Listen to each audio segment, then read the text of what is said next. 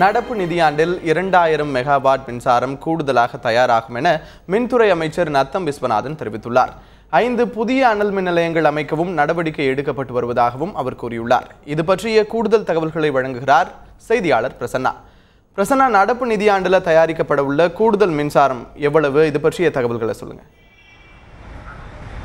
அதாவது தமிழகம் வருங்காலத்திலே ஒரு மின்மிகை மாநிலமாக உருவாகும் என்று மின்சாரத்துறை அமைச்சர் நத்தம் விஸ்வநாதன் அவர்கள் உறுதியளித்துள்ளார். அதிலும் குறிப்பாக தற்பொழுது உடனடியாக வரும் நிதியாண்டிற்குள்ளாக, அதாவது அடுத்து வரும் மார்ச் மாதத்திற்குள்ளாக ஒரு 2000 மெகாவாட் மின்சாரம் கூடுதலாக கிடைக்கும் என்று அவர் தெரிவித்துள்ளார். அதிலும் குறிப்பாக வல்லூர் அனல் மின் நிலையம் செயல்பாட்டிற்கு வந்துள்ளதால் அங்கிருந்து ஒரு 337 மெகாவாட் மின்சாரமும், அதேபோல் NLCயின் துணை கொண்டு தூத்துக்குடியில் அமைக்க அனல் மின் நிலையத்திலிருந்து ஒரு 387 மெகாவாட் மின்சாரமும், மேலும் NLC அனல் மின் நிலையத்திலிருந்து ஒரு 234 மெகாவாட் மின்சாரமும், அதேபோல் கூடங்குளத்தில் உள்ள 2வது அணு உலை செயல்பாட்டிற்கு வந்தால் அங்கிருந்து ஒரு 467 மெகாவாட் மின்சாரம் என வரும் நிதியாண்டிற்குள்ளாக ஒரு 2000 மெகாவாட் மின்சாரம் நமக்கு கூடுதலாக கிடைக்கும் என்று அவர் நம்பிக்கை தெரிவித்துள்ளார். பிரசன்னா, இப்ப கூடுதலாக 2000 மெகாவாட் மின்சாரம் கிடைக்கும் என்று அமைச்சர் நத்தம் விஸ்வநாதன் நம்பிக்கை தெரிவித்திருக்கிறதாக சொல்லியிருக்கிறீங்க. இப்ப இந்த மின்வெட்டை தடுக்க எதிர்காலத்தில் என்னென்ன மின் திட்டங்கள் செயல்பாட்டில் உள்ளது? இந்த மின் திட்டங்களை இவ்வளவு அவகாசம் செயல்படுத்துறதுக்கு இவ்வளவு அவகாசம் தேவைப்பட்டதற்கான காரணம் என்ன?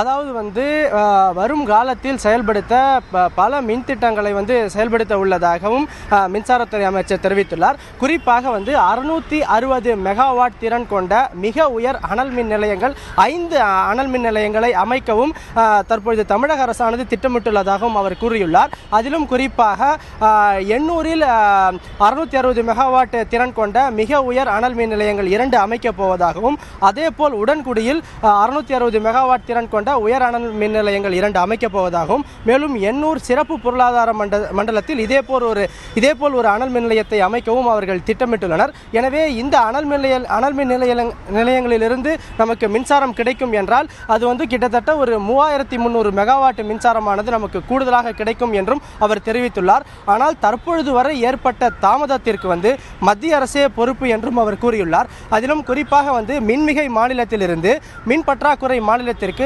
மின்சாரத்தை எடுத்து வரும் அந்த வழித்தடத்தை சரி செய்ய பல முறை கேட்டும் அது தொடர்பாக எந்த ஒரு நடவடிக்கையும் கடந்த ஆட்சி காலத்தில் இருந்த காங்கிரஸ் மத்திய அரசானது எந்த ஒரு நடவடிக்கையும் மேற்கொள்ளவில்லை. எனவே தற்பொழுது வரை ஏற்பட்ட தாமதத்திற்கு கடந்த காலத்தில் உள்ள மத்திய அரசே காரணம் என்றும் அவர் சுட்டிக்காட்டியுள்ளார்.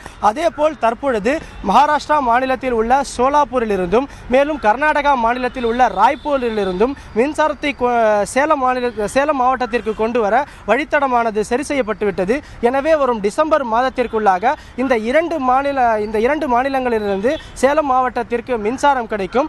எனவே அங்கிருந்தும் ஒரு 3330 மெகாவாட் மின்சாரத்தை நாம் கொண்டு வர உள்ளோம். அதேபோல் எதிர்காலத்திலே குந்தா நீர்மின் திட்டம் மற்றும் மாற்று எரிசக்தி என்று பல வழிகளில் மின்சாரத்தை நாம் உற்பத்தி செய்ய நடவடிக்கை மேற்கொண்டு வருகிறோம். எனவே எதிர்காலத்தில் தமிழகம் ஒரு மின்மிகை மாநிலமாக உருவெடுக்கும் என்றும் மின்சாரத்துறை அமைச்சர் நத்தம் விஸ்வநாதன் உறுதியளித்துள்ளார்.